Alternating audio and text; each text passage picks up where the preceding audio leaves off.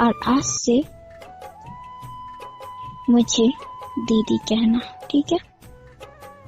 प्रीति बोली, हाँ ठीक है दीदी।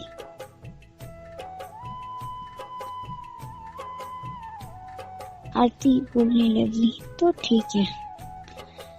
मेरे सर में ना बहुत जुए हो गए हैं, बैठकर थोड़ी निकाल दो, उसके बाद मैं तुम्हें खाना दूंगी, तुम्हें और तुम्हारी बेटी को।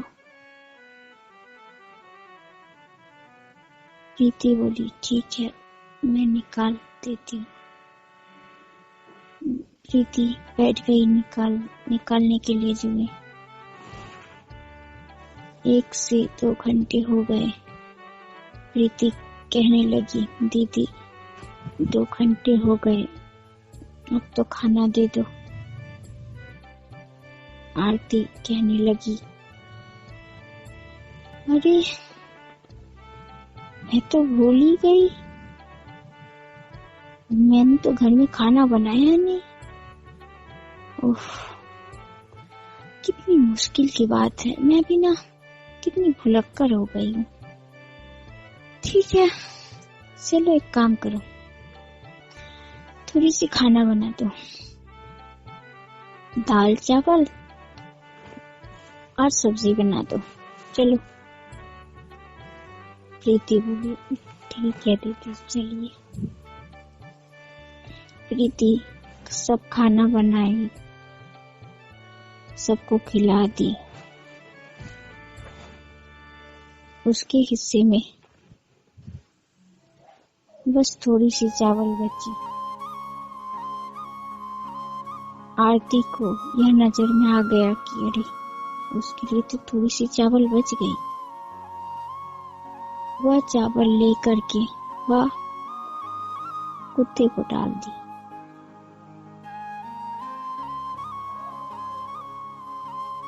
प्रीति फिर से देखने गई खाने, उसे दिखाई दिया कि यहाँ कुछ भी नहीं है।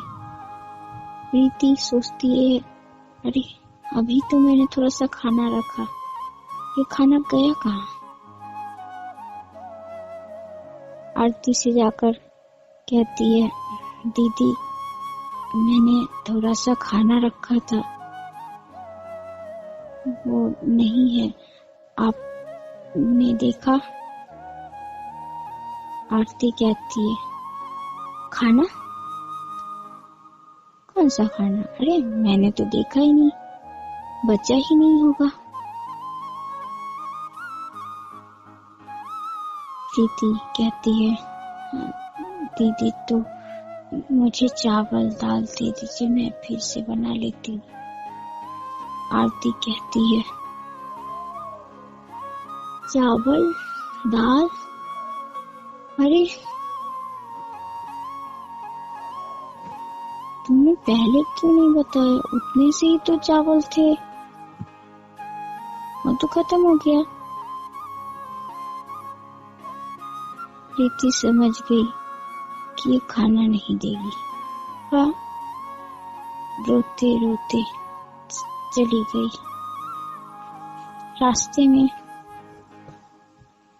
जा रही थी, तभी उसे एक बैग मिला। वह देखी और सोचने लगी, ये बैग कैसी है, क्या हो सकती है इस बैग में? लगता है किसी अमीर आदमी का बैग है, मैं ले जाती हूँ, इसमें घर में कपड़े वपड़े रखने के काम आएंगे। वह बैग उठाती है और उसे बहुत भारी लगता है वह बैग।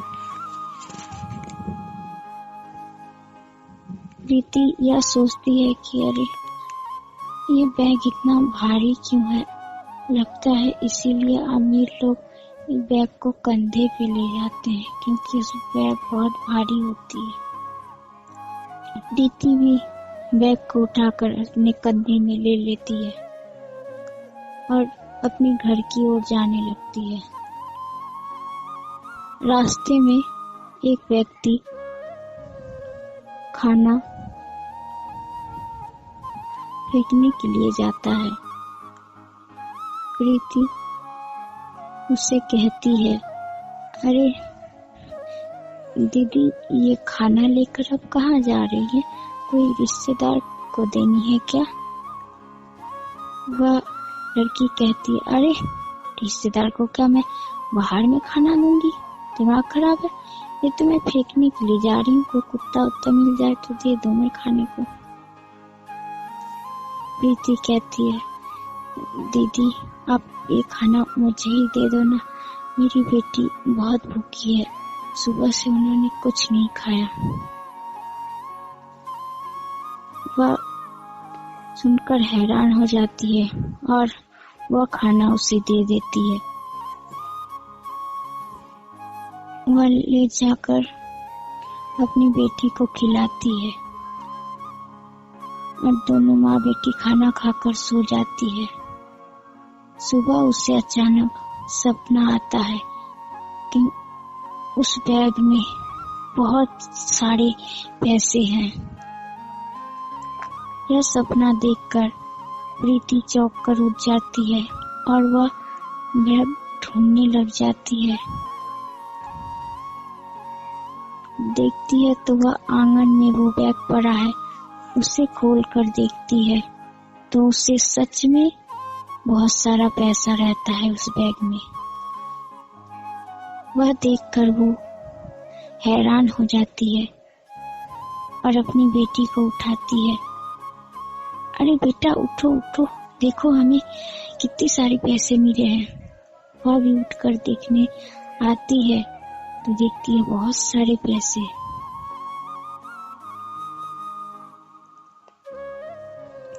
उन पैसों को लेकर वो एक अच्छा सा मकान बनाती है और अपने ही घर में वह दुकान खोलती है और माँ बेटी मिलकर वह दुकान चलाती है और बड़े प्यार से वो रहती है। उसे देखकर उसकी बहन यह सोचने लगती है कि अरे ये रातों रात अमीर कैसे हो गई। वह प्रीति के पास जाती है और पूछती है, अरे प्रीति, तुम ये रातों रात अमीर कैसे हो गई? किसी का पैसे चुराए हो क्या तुमने? प्रीति कहती है, दीदी मैंने तुम्हारी जैसी इंसान कभी नहीं देखा। अरे मैं तुम्हारे घर में जाकर थोड़ी सी खाना मांग गई थी और तुमने क्या किया, मुझे भूखा ही भिजा दिया। लेकिन ऊपर वाले की मेहरबानी देखो। एक वो दिन था जब मैं तुम्हारे चौखट पे गई थी खाना मांगने के लिए। आज ये वक्त है, देखो आज तुम बड़े घर की अमीर, आज मेरे जैसी गरीब के घर में आई। बस मैं ये कहना चाहती हूँ कि वक्त सबका पलटता है। कल मैं तुम्हारे सामने तुमसे छोटी बहन बहुत ही गरीब थी। आज देखो मैं तुम्हारी यही छोटी बहन कितनी अमीर हूँ। आज तुम मेरे सामने छोटी लग रही हो। इसलिए कभी भी कोई भी अगर एक वक्त का थोड़ी सी अगर खाना मांग लेता है तो उन्हें कभी लौटाना नहीं चाहिए। उन्हें थोड़ी सी ना थोड़ी सी खाना जरूर देना चाहिए, क्योंकि अगर कोई तुम्हारे दरवाजे पे जाता है तो वक्त घूम कर वहीं आता है। किसी दिन तुम भी तो उसके दरवाजे पे जाओगी।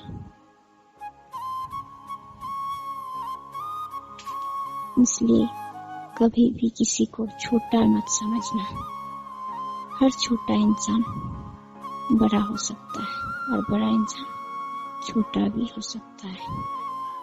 नमस्कार।